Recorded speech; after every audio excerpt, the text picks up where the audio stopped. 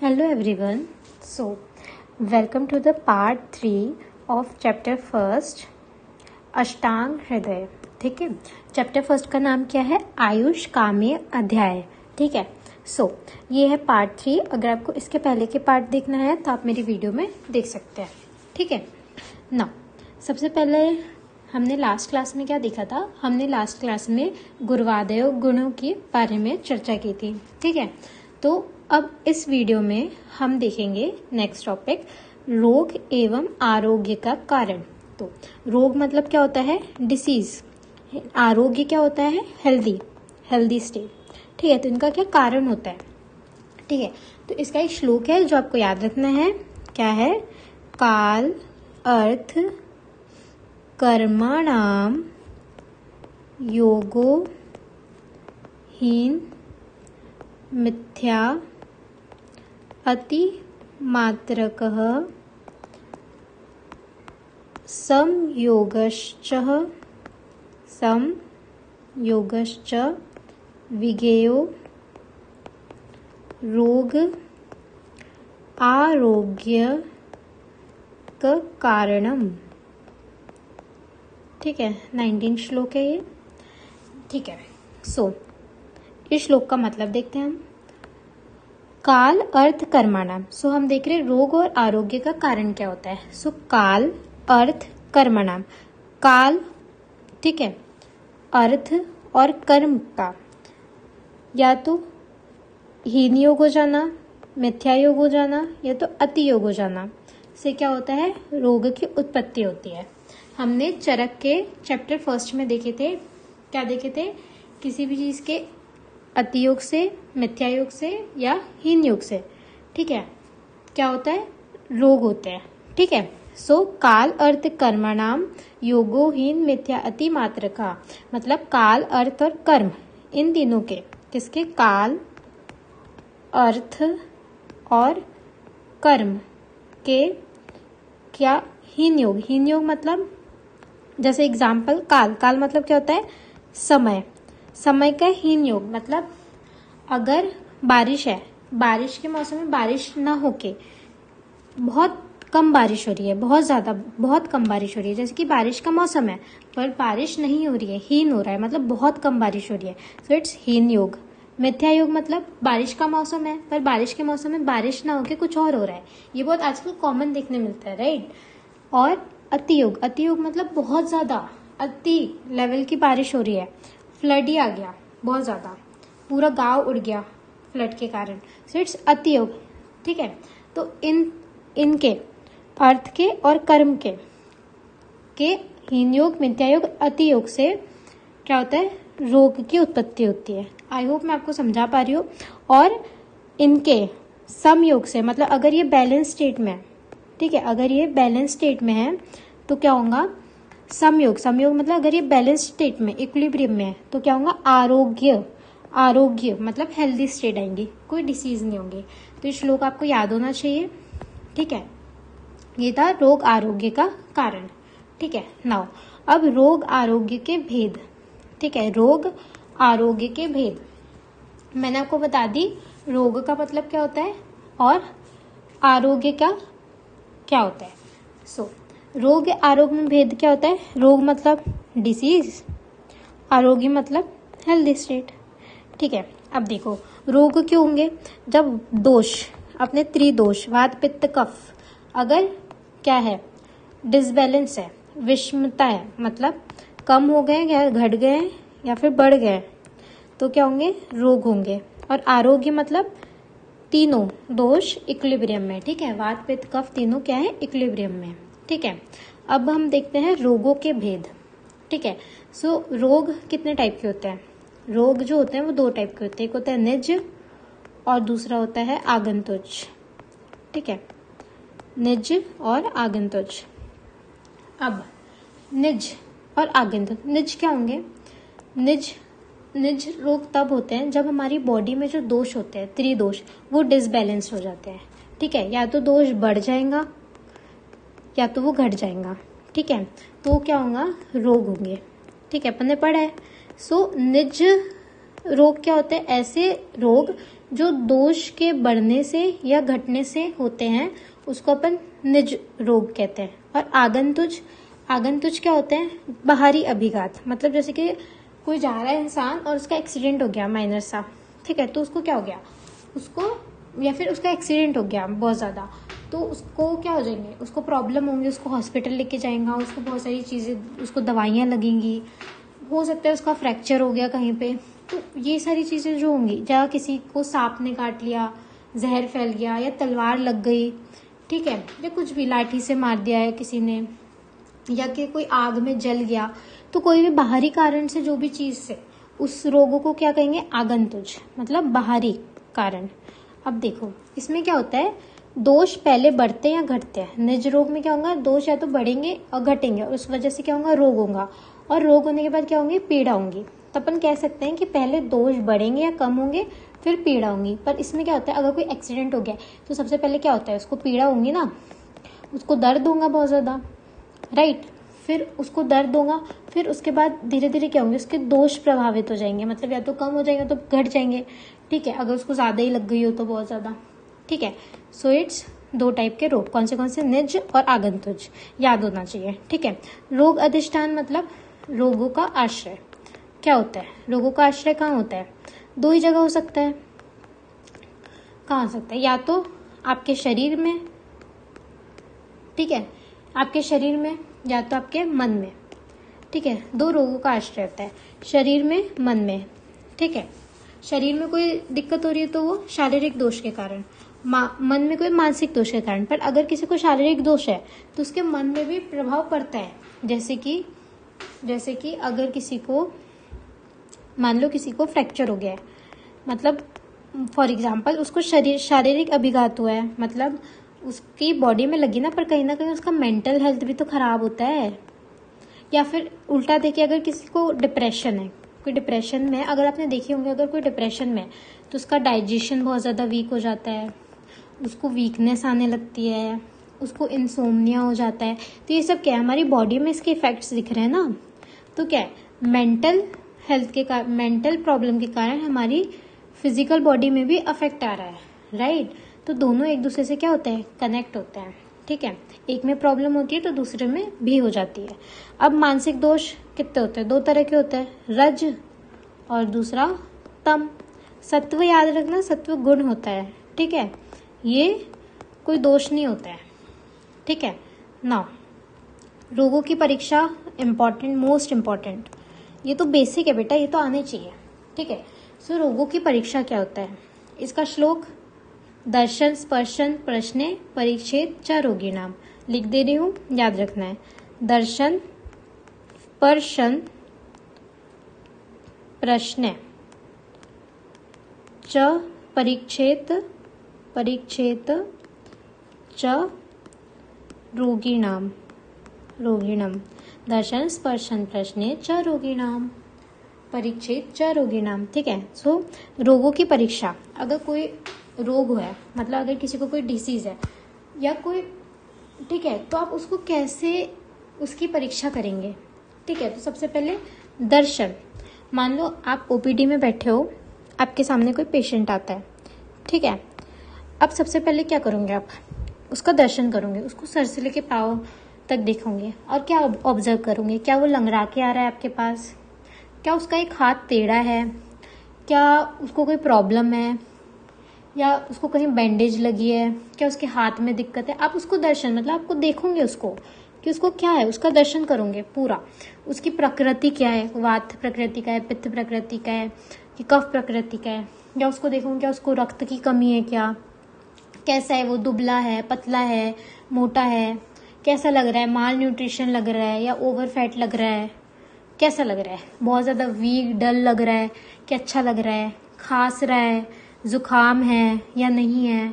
तो ये सारी चीज़ें क्या करोगे, आप देख के उसको पता करोगे, नर्वस है, कैसा है, तो हर ये सब चीज़ें क्या है, आप देख के पता चल करोगे, ठीक है। तो सबसे पहले क्या परीक्षा है, दर्शन, आप पेशेंट को देखोगे पूरा, उसको एनालिसिस करोगे अपने माइंड में कि अच्छा ये है। फिर स्पर्शन, फिर वो आएगा आपके पास बैठेगा आके, फिर आप उसकी पल्स चेक करोगे।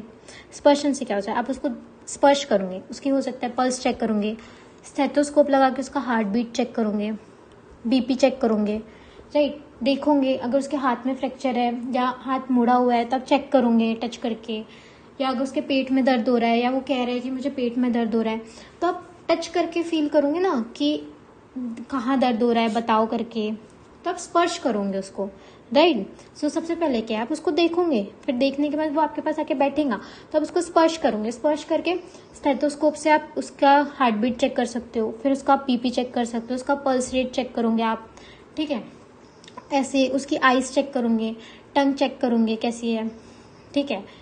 तो ये सारी चीज़ें आप देखोगे, इसको स्पर्श करके देखोगे। फिर प्रश्न है, क्या प्रॉब्लम है, कितने दिन से है, खाना कब खाया था, खाना डाइजेशन होता है कि नहीं, वॉमिटिंग हो रही है कि नहीं, क्या हो रहा है, कितने दिन से दर्द है, कौन से डॉक्टर को दिखाए थे पहले, आराम मिला कि नहीं, अभी कैसा लग रहा है। आप बहुत सारे आपके पास प्रश्न आएंगे जो आप उससे पूछोगे उसके डिसीज़ के बारे में कि हाँ बता भाई कैसा लग रहा है, अभी कैसा है। तो आप ये सब चीज़ों से, ये 3 दर्शन, उसको देखोगे, फिर वो आएंगे तो आप उसको स्पर्श करके पूरा उसका चेक करोगे, फिर उससे क्वेश्चन पूछोगे कि बता बेटा क्या हुआ है तुझे, कैसा लग रहा है, कब से है। सो इट्स प्रश्न है, राइट।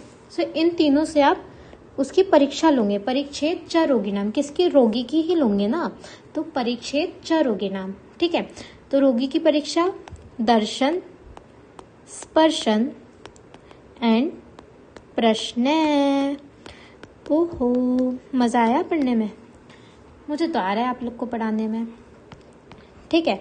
सो आयुर्वेद ना बहुत इंटरेस्टिंग है, आपको पता है, अगर आप इंटरेस्ट लेके पढ़ोगे ना तो सच में बहुत इंटरेस्टिंग। देखो आप डॉक्टर बनने वाले हो तो पढ़ना तो बहुत ही पड़ेगा, बट इंटरेस्ट लेके पढ़ोगे ना तो अगर आप कम भी पढ़ रहे हो ना तो वो चीज़ें लाइफ लॉन्ग आपको बहुत अच्छे से याद रहेंगी अगर आप उस चीज़ को इंटरेस्ट लेके पढ़ रहे हो, ठीक है। और अगर आप चाहते हो कि मैं आपको ईजी वे में पढ़ाऊँ थोड़ा, तो आप मेरे चैनल को सब्सक्राइब कर सकते हो, ठीक है। चलो बिना कोई मोटिवेशन दिए आगे कंटिन्यू करते हैं। रोग की परीक्षा, अभी हमने ध्यान से देखना, अभी हमने देखे थे रोगों की परीक्षा, अब हम देखेंगे रोग की परीक्षा, रोगों नहीं, सॉरी रोगी की परीक्षा। किसको देखोगे, दर्शन स्पर्श प्रश्न किसका करोगे, रोगी का करोगे ना, ठीक है। सो रोगी की परीक्षा।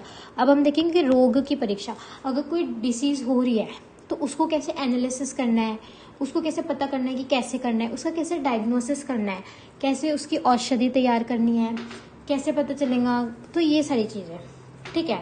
तो कैसे एक डिसीज को एनालिसिस करके पता करना है कि कैसा क्या है इसका, ठीक है। तो रोग की परीक्षा में क्या आता है, सबसे पहले निदान, जैसे कि किसी को फीवर हुआ है, एग्जाम्पल, तो किसी को फीवर हुआ है तो निदान, अपन बात करते हैं निदान। अगर किसी को फीवर, निदान मतलब क्या होता है, इजी लैंग्वेज में समझो, कॉजिंग फैक्टर, तो ठीक है, निदान मतलब कॉजिंग फैक्टर। मान लो कि किसी को फीवर हुआ है तो सबसे पहले कोई पेशेंट आया है और वो अपने बता रहा है, ठीक है, कि ऐसी ऐसी बात है, ठीक है।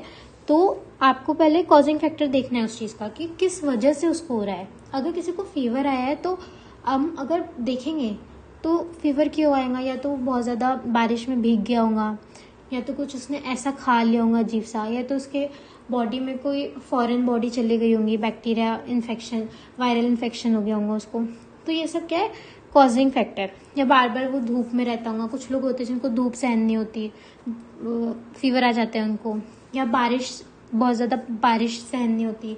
तो क्या फैक्टर है, किस वजह से आ रहा है फीवर, कि मलेरिया का फीवर तो नहीं है, किस वजह से आ रहा है, तो उसका कॉजिंग फैक्टर देखोगे आप कि उसको वो चीज़ किस वजह से हो रही है, राइट, ठीक है। जैसे कि किसी को खांसी है और बार बार दही खाते जा रहा है, तब देखोगे ना कि ये ऐसे करे। या फिर फॉर एग्जांपल अगर देख रहे, जैसे मोस्ट कॉमन किसी को होता है तो कॉन्स्टिपेशन, ठीक है। अगर किसी को कॉन्स्टिपेशन है, ठीक है, तो क्यों होता है मेनली, क्योंकि कॉन्स्टिपेशन किन लोगों को होता है, मेनली उन लोगों को होता है ना जो खाना खाते हैं और डायरेक्टली बेड में बैठ जाते हैं, लेट जाते हैं, सो जाते हैं, ना वो घूमते हैं ना वो कुछ करते हैं, मूवमेंट ही नहीं करते, खाना खाते हैं और बैठ जाते हैं, सो जाते हैं। मेनली लोग जो होते हैं जिनको कॉन्स्टिपेशन होता है वो क्या करते हैं, खाना खाते हैं, रात को खाए, सो गए, ठीक है, और सुबह उठ रहे हैं, या बैठ गए, या ऑफिस वर्क है तो खाना खाए और बैठ गए, तो ये उसका कॉजिंग फैक्टर है। तो आप क्या बोलोगे कि आप क्या करो आप घूमना स्टार्ट करो, ताकि ये जो डिसीज़ है, ये जो कॉजिंग फैक्टर है आपका, वो हट जाए। तो इसका रिलीफ क्या दूंगी कि आप वॉक करो, खाना खाने के बाद थोड़ा सा वो खा लो, सोप वोप खा लो जो आपको डाइजेशन में हेल्प करे। तो ऐसी आप टिप्स दोगे ना, ताकि कॉजिंग फैक्टर जो उसकी लाइफस्टाइल प्रॉब्लम है वो ठीक हो। फिर बहुत ज़्यादा समझा दी मैंने इसे। फिर पूर्व रूप, ठीक है। आई होप आपको समझ आ रहा हो। अगर आपको नहीं आ रहा हो ना, आप मुझे कमेंट सेक्शन में बोल सकते हो कि दीदी ये सुधार दो, ऐसे पढ़ाओ, ऐसे पढ़ाओ, ऐसे मत पढ़ाओ, ऐसे समझ नहीं आता, तो मैं उसको ठीक कर दूंगी, ठीक है। आप प्लीज़ मुझे बताना, पर आपको जैसा भी लग रहा है, ठीक है। पूर्व रूप क्या होता है? अब देखो, निदान मतलब कॉजिंग फैक्टर, पूर्व रूप मतलब प्री सिम्टम। अब बुखार आने के पहले क्या होता है? अजीब से ही लगता है, खाना खाने का मन नहीं करता है, हेडेक होने लग जाता है बहुत ज़्यादा। तो ये क्या है? Pre symptom. कई बार आपने नोटिस किया होगा, अगर आपको बुखार आता है तो आप पहले ही कहते हो, अरे यार मेरे को तो ऐसा लग रहा है कि मेरे को तो बुखार आने वाला है। बहुतों के मुंह से सुना होगा आपने। या कई बार हम खुद ऐसे कहते हैं, यार मुझे तो ऐसा लग रहा है कि मुझे फीवर आने वाला है, और हमको आ जाता है, पता है, कुछ टाइम में। तो क्या होता है? प्री सिम्टम, क्योंकि हमारा हेडेक होने लग जाता है, हमको वैसे लगने लग जाता है, हमको वीकनेस आने लग जाती है। तो इट्स पूर्व रूप।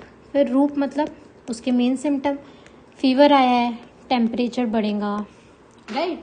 सो रूप मतलब उसके सिम्टम। फिर उपशय, हम उसको क्या देंगे? ट्रीटमेंट देंगे, मेडिसिन देंगे, ठीक है। फीवर आया है तो उसको मेडिसिन देंगे, और फिर अगर वो मेडिसिन से ठीक हो गया तो क्या हो जाएगा? उसका उपशय, मतलब वो ठीक हो गया। एक होता है अनुपशय। अनुपशय मतलब होता है मेडिसिन दिए और उसको आराम नहीं मिला, ठीक है। होता है कई बार हमने मेडिसिन खाए और हमको उतना आराम नहीं मिला, सो इट्स अनुपशय। और उपशय मतलब आराम मिल गया। And last but not the least, संप्राप्ति। संप्राप्ति मतलब निदान से लेके उपशय तक पूरा एनालिसिस करना, ठीक है, कि एक पूरा ऐसे रोड मैप बना लेना। संप्राप्ति पूरा, अगर हमको बेनिफिट मिल गया तो अपन क्या करेंगे? पूरा बना ले। अच्छा, ऐसी डिसीज थी तो इसकी वजह से इसके निदान कॉजिंग फैक्टर ये था, ये होता है, ये होता है, ताकि अगली बार अगर किसी को फीवर है तो अपन को पता है, उससे हम पूछ सकते, क्या तूने ऐसा किया था जो तेरे को फीवर आया, क्या तूने वैसा किया था? तो उसके सिम्टम्स या प्री सिम्टम, किसी को प्री सिम्टम्स दिख रहे हैं तो वो खुद से अंदाजा लगा सकता है, ठीक है। या अगर किसी को पता है कि उसके कॉजिंग फैक्टर क्या है, तो इससे हम चीजें ठीक कर सकते हैं पहले से, ठीक है। सो इट्स रोग की परीक्षा। नाउ देश भेद की बात करते हैं। अब देश भेदों का वर्णन। सो आयुर्वेद दृष्टिकोण के अनुसार जो देश होते हैं वो दो प्रकार के होते हैं। एक होते हैं भूमि देश और एक होता है देह देश, ठीक है। एक होता है भूमि देश और एक होता है देह देश। अरे यार मेरी राइटिंग है भगवान। भूमि देश और एक होता है देह देश, ठीक है। भूमि देश क्या होता है? जहाँ हम रहते हैं, हमारी अर्थ, हमारा इंडिया, जहाँ हम रहते हैं, हमारा प्यारा इंडिया, ठीक है। तो जहाँ हम रहते हैं ये हमारा क्या है? भूमि देश, ठीक है। देह देश हमारी बॉडी, और ये इसमें कौन काम करता है? चिकित्सा, डॉक्टर क्या करते हैं? देह देश में काम करते हैं, ठीक है। किसको एग्जामाइन करते हैं? बॉडी को एग्जामाइन करते हैं, राइट, उनको ठीक करते हैं। सो ये दो तरीके के होते हैं ना। अब भूमि देश कितने तरीके के होते हैं? फर्दर डिवाइड किया है। सो भूमि देश ना 3 प्रकार के होते हैं, याद रखना है।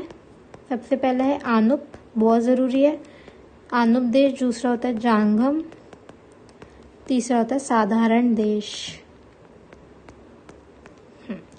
आनुप देश। सो व्हाट इज आनुप देश? ठंडा इलाका जहाँ पे मस्त जल है, पर्वत है, एकदम जैसे पंचमढ़ी साइड का है ना, आसाम, बंगाल की खाड़ी, ये सब, मतलब जहाँ पे नदी, नाले, पर्वत, जल, ये सब एकदम ठंडा रहता है ना, वैसा वाला एनवायरनमेंट, वैसा वाला देश आनुप देश, ठीक है। अब यहाँ पे बहुत ज़्यादा ठंडा है और हमको पता है जो कफ का वो रहता है, वो क्या होता है? जल गुण होता है ना। तो इसमें क्या होगा? कफ जब बड़ा होगा तो कफ वाले विकार होंगे इसमें, ठीक है।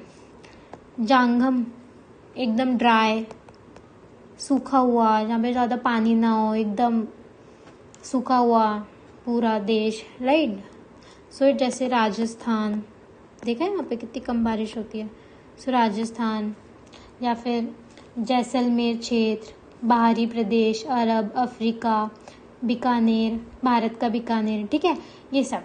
तो पूरा ड्राई जहाँ पे जल तो नहीं होगा, वृक्ष भी नहीं होंगे, ठीक है। राजस्थान में ऐसे देखा है बहुत ज़्यादा ऐसे पेड़, हरियाली हरियाली दिख रही हो आपको, नहीं, ये सब नहीं होता है, ठीक है। तो यहाँ पे क्या होगा, कौन से रोग हो जाएंगे, पित्तज, रक्तज, ये सब होंगे, ठीक है। फिर साधारण देश, यहाँ पे दोनों होगा, दोनों मतलब नदी नाले भी होंगे, पर्वत वगैरह भी होंगे, मैदान भी होगा खुला, हर चीज़ होंगी, जैसे एमपी, महाराष्ट्र, ये सब, ठीक है।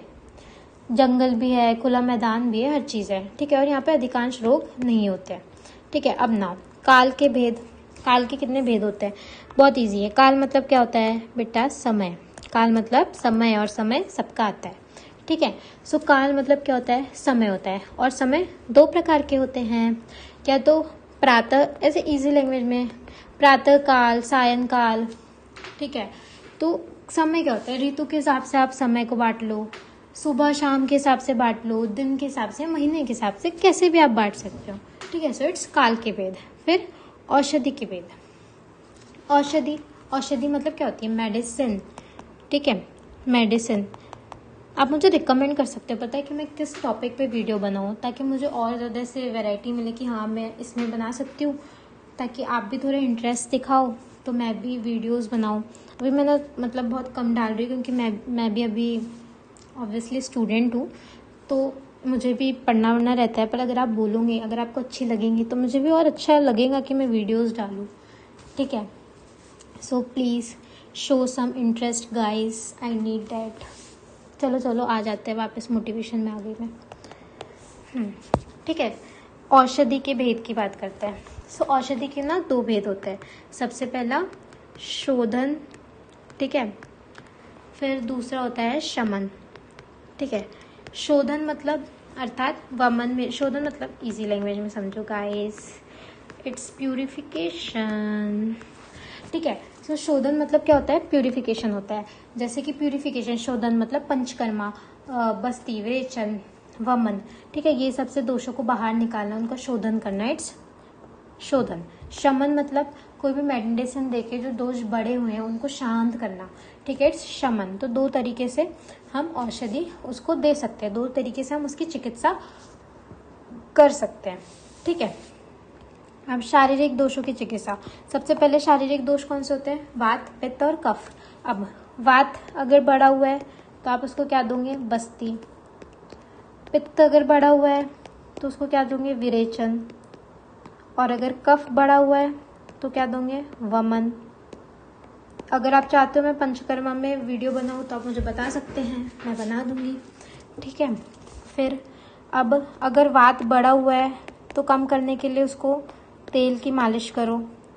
पित्त बढ़ा हुआ है तो उसको कम करने के लिए क्या दो, उसको घी दो, घी का सेवन कराओ। और अगर कफ बढ़ा हुआ है तो मधु का सेवन कराओ, ठीक है। सो ऐसे आप कर सकते हो। मानसिक दोषों की चिकित्सा। मानसिक दोष कौन से होते हैं, सबसे पहले रज और तम होते हैं। तो अगर आपको किसी को मेंटल प्रॉब्लम है, ठीक है, या कुछ रिलेटेड होता है, तो क्या करना है, अपन को क्या बोला है शास्त्रों ने, धैर्य। आपको पता है 70% प्रॉब्लम का जो सॉल्यूशन होता है वो होता है पेशेंस। आप किसी भी चीज़ से गुजर रहे हो लाइफ में, बहुत ज़्यादा प्रॉब्लम चल रही हो आपकी लाइफ में, बहुत ज़्यादा दिक्कतें चल रही हो लाइफ में, आपका बुरा फेस चल रहा हो, आप पेशेंस रखो। पता है, ऐसे नहीं कह रही, मतलब आप हाइपर मत हो उस सिचुएशन में, आप पेशेंस रखो लिटरली, और पॉजिटिव सोचना स्टार्ट करो। भले ही चीज़ें नेगेटिव हो रही है, बस सोचो पॉजिटिव, ठीक है, तो वो ना चीज़ें खुद ही ठीक हो जाएंगी। So patience, so 70% of the problem की जो जड़ होती है ना, वो कहीं ना कहीं पेशेंस होती है। अगर हम पेशेंस रखना सीख जाते हैं ना, तो चीज़ें ठीक होनी स्टार्ट हो जाती है, ठीक है, क्योंकि मैंने भी एक्सपीरियंस किया है। मैं फिर से ज्ञान देने लगी, सॉरी। सो इट्स धैर्य, ये भगवान, धैर्य। तो मानसिक दोष की चिकित्सा में बोला गया है कि हमको धैर्य रखना है, ठीक है, हमको स्पिरिचुअल होना है। अगर हम जितना ज़्यादा स्पिरिचुअल होंगे उतना ज़्यादा अच्छा होगा, ठीक है। सो स्पिरिचुअल को हिंदी में आत्म आदि ज्ञान, विज्ञान ही देख लो, विज्ञान। ठीक है, सो ये क्या है आपके मानसिक दोषों की चिकित्सा। आप चिकित्सा के 4 पाद, ये तो बहुत ही इम्पोर्टेंट है, हर बार पूछता है। 10 स्टार लगा लो मेरी तरफ से तो तुम लोग। ठीक है, सो चिकित्सा के 4 पाद क्या होते हैं। इसका तो बेटा तुम्हें श्लोक याद करना है, तुमने भले ही किसी चीज़ का याद नहीं किया, इसका तो कर ही लेना। डिटेल में देखना ना, शॉर्ट्स बने हुए मेरे इस श्लोक के, सो देख सकते हो। भीषक द्रव्याणु, देखो मैं चाहूँ ना तो ये वीडियो 10 मिनट में ख़त्म कर सकती हूँ, बट आई वॉन्ट कि तुम्हें हर चीज़ अच्छे से समझ आए, मैं तुम्हें हर चीज़ अच्छे से बताऊँ। सो अगर थोड़ा सा टाइम लग रहा है तो प्लीज़ भगवान जी माफ़ करना। ठीक है, इधर आओ। भीषक द्रव्याणु, सॉरी गाइस, पढ़ाई टाइम पे नो मस्ती। भीषक द्रव्याणु उपस्थाता भीषक द्रव्याणु उपस्थाता रोगी पाद चतुष्टयम। भीषक द्रव्याणु उपस्थाता रोगी पाद चतुष्टयम चिकित्सितस्य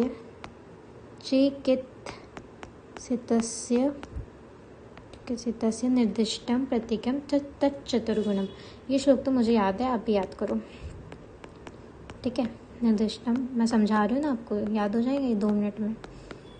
बस 5 बार पढ़ लेना बिना देखे, देख के, तो याद हो जाएगा मस्त। वीडियो मुझे लग रहा है अच्छी खासी लंबी बन ना जाए, नहीं तो फिर आप देखोगे नहीं मेरी वीडियो। ठीक है, आओ। सो इट्स भीषक द्रव्याणु, ये श्लोक है चिकित्सा के 4 पाद। मेन श्लोक पे आते हैं। भीषक द्रव्याणु उपस्थाता रोगी पाद चतुष्टयम चिकित्सितस्य निर्दिष्टम प्रत्येकम तच्चतुर्गुणम। सो भीषक क्या होता है, डॉक्टर।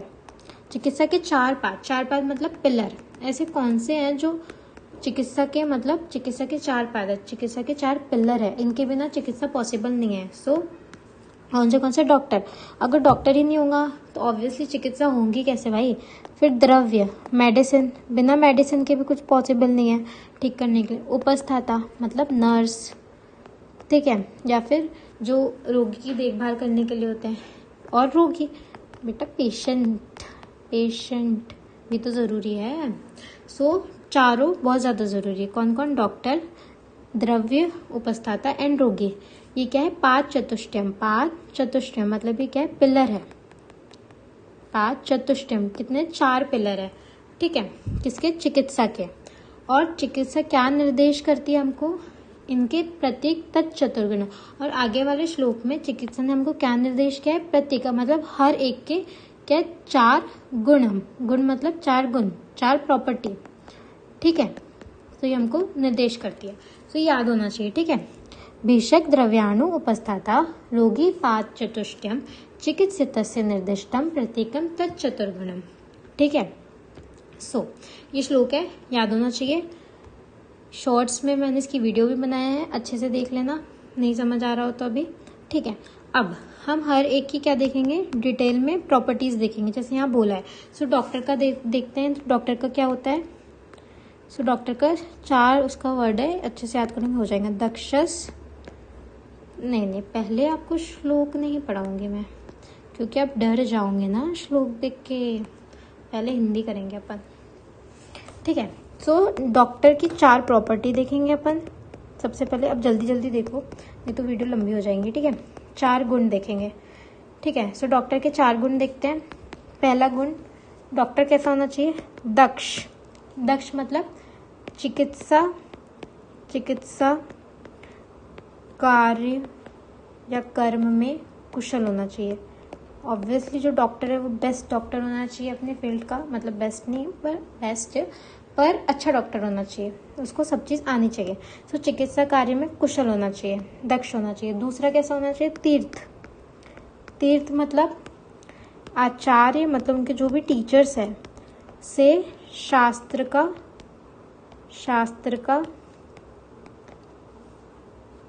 अर्थ ग्रहण करने वाला होना चाहिए। ठीक है, चिकित्सा में कुशल होना चाहिए, आचार्यों से शास्त्र का ग्रहण करने वाला होना चाहिए, किया होना चाहिए। और दृष्ट कर्म क्या होता है, दृष्ट कर्म मतलब जो बार बार चिकित्सा की विधियों को देख सका, मतलब चिकित्सा की विधियों को जो अनेक बार देख चुका हो, मतलब जिन्होंने कई बार प्रैक्टिस कर चुकी हो। हम लोग क्यों करते हैं इंटर्नशिप? ताकि हमारी प्रैक्टिस हो पाए ना उस चीज़ में, तो जिसने बहुत ज़्यादा प्रैक्टिस कर चुका हो। ठीक है, सो दृष्टकर्मा। ठीक है, और fourth but not the least शुचि। शुचि क्या होता है? शरीर तथा आचरण में पवित्र होना चाहिए। अगर आप एक डॉक्टर को इमेजिन करते हो तो आप क्या इमेजिन करते हो? कि वो एकदम पवित्र, वेल हाइजीन मेंटेन करने वाला होना चाहिए, एकदम साफ सुथरा, मस्त, है ना। सो इट्स शरीर तथा आचरण से, और उसके आचरण से भी क्या हो, उसमें संस्कार होने चाहिए, अच्छे आचरण होने चाहिए, आचरण से पवित्र होना चाहिए। क्योंकि अगर एक अच्छा डॉक्टर, ऑब्वियसली लोग भी किसके पास जाना पसंद करते हैं? जो एकदम पोलाइट डॉक्टर हो, जो आपकी प्रॉब्लम अच्छे से सुने। क्या आप ऐसे डॉक्टर के पास जाओगे जो आप गए और उन्होंने आपको चिल्ला दिया या आपसे ढंग से बात नहीं कर रहे? नहीं ना। तो क्या होना चाहिए? शरीर तथा आचरण से पवित्र होना भी ज़रूरी है। तो अब इसका श्लोक देखो, अब आप नहीं डरोगे। तो पहला प्रॉपर्टी क्या है? दक्ष। तो श्लोक का फर्स्ट वर्ड ही दक्ष हो गया, दक्षस। फिर दूसरा है तीर्थ, सो दक्षस तीर्थ। फिर शास्त्रार्थकम। दक्षस मतलब शास्त्र का वर्णन होना चाहिए, तो दक्षस तीर्थ शास्त्रार्थो, दक्षस तीर्थ शास्त्रार्थो। दृष्टकर्मा,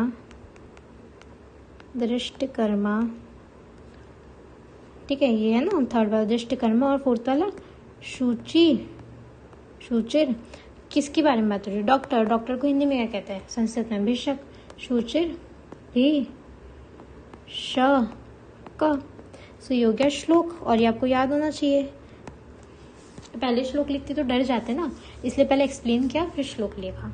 ठीक है, सो ये था डॉक्टर का। मुझे लग रहा है कि वीडियो लंबी हो गई है, तो मुझे लगता है ये नेक्स्ट वीडियो में मुझे आगे का कंटिन्यू करना चाहिए, ताकि आप भी बोर ना हो।